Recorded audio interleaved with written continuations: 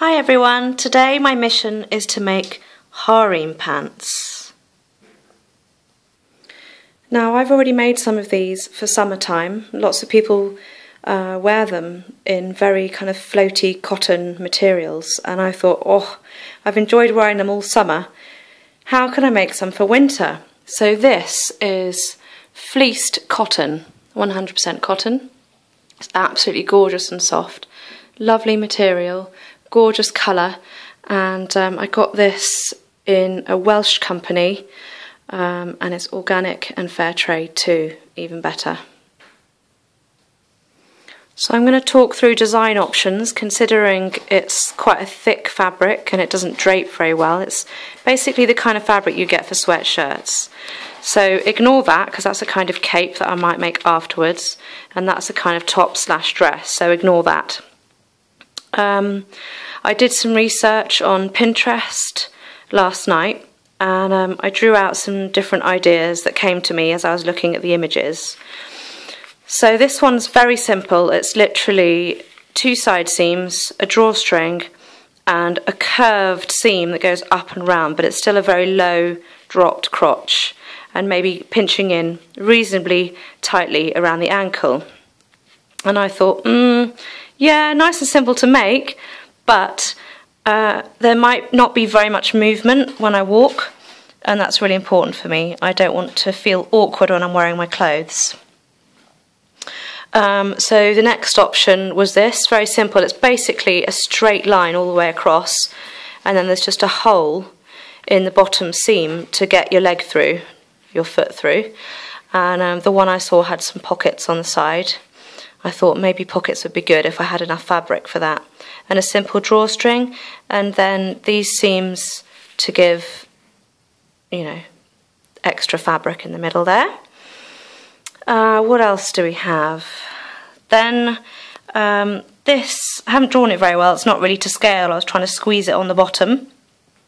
This is where you fold it over, and this would be a double piece of fabric, and then here there'd be a stitched channel where you put your drawstring through.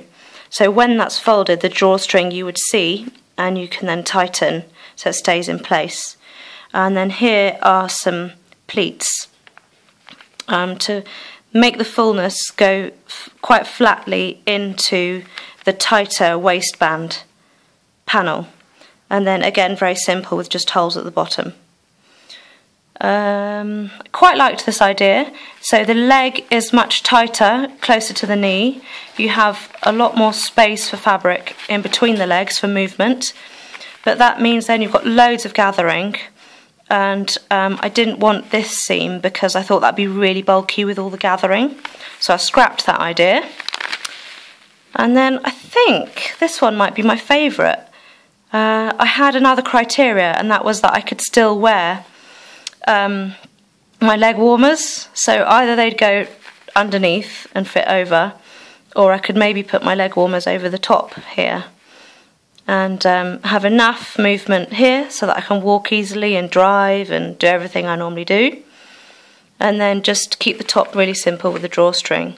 So I think I'm going to go with this option, and I'll see how I go when I draw out my pattern and how much fabric I have and if that works with what I have.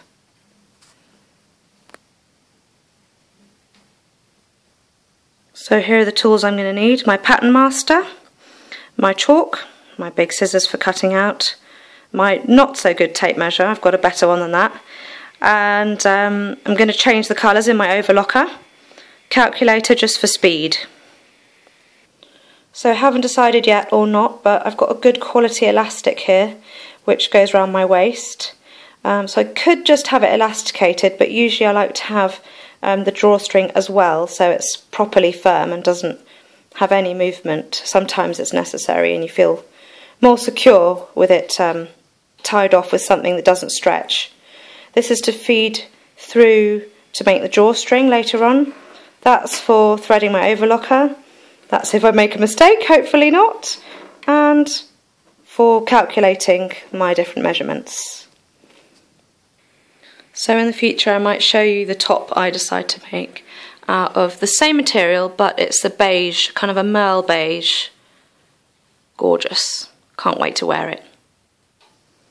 So not ideal to be on the floor, but that's all I have. I don't have a big table at the moment. And as I was laying it out, I noticed a fault in the fabric, but it's only tiny. It's a little tiny red kind of, I don't know, I can't get it out. It's kind of woven in. It's made in India or maybe Turkey, this fabric. So yeah, not much I can do about that. I'm going to leave it in there. It'll just have to be part of the design. So the drop from waist to ankle is about 96 centimetres. On my last pair I had a seam here, and then I had a seam across here, and then I did have a line coming down here with another seam. So I had 3 seams all coming together, and right there there's a lot of fabric kind of all bunched up, and I put some pleats in down here to gather in the fullness. So I just noticed, even with that really thin cotton that I used, it was kind of bulky, and my inside lining did rip a bit. So this stretches this fabric, so that's going to be better, but I'm going to simplify it as much as I can. Now I've measured the fabric down here, which is the selvage, and if I use that whole length and bring it down and around my crotch from front to back, this point comes directly to slightly above my knees, which I think might be a bit awkward. So when I'm walking, I might kind of, feel a lot of fabric between my legs, so I'm going to find a different way around that. Okay, so as you can see, this drawing got a little bit confusing with all these numbers, but with the width and the length of my fabric, I've had to change my design. So I'm going to have an 18 centimetre seam which goes around the side of the body, so it will sit equally between front and back, so I'm having that on both sides. Then my drop is going to be much longer, and all the way around is 142. I worked out my hip 98 here, took away the 18 on both sides, got 32, and I didn't want to have too much more than that at this top piece going into the waistband, because I don't want too much fullness. So I've decided, because 32 isn't enough for the length of my step, so this piece here is going to be triangular, and I'm going to make it up to width, what does that say? 69, because that's a really outstretched one step for me. And then this piece here is changing, and I'm going to have a kind of gusset. It looks terrible here in my drawing, but I'm going to gusset this piece, I don't know, just for a bit more interest around there, around the leg. It just kind of works. So I'll show you my fabric. Where I have my square there lined up, that's about 18 centimetres, and this is in half. So that's going to be both sides sorted out, going down the sides of my leg. Then I'm going to have here my top waist coming down wider to round the crotch, and I'm not going to put a seam at the bottom, just use that fold. Here I've got enough for my 10 centimetres, which is the gusset. There's actually too much there because there's double. And then that leaves me space on this side for waistband and 2 pockets. Perfect. I'm really excited. Let's go. By the way, I checked both along the selvage and across the selvage for stretch difference, gave it a bit of a tug both ways, and it's actually very similar. So I don't think it matters that I've got one piece going that way and then the other piece is going that way. You can slightly see it on the grain, there's a little line in it, but if I didn't do that, you'd be using a lot less of this material and maybe have a slightly less generous design, and I want it to be full and use as much of this material as possible.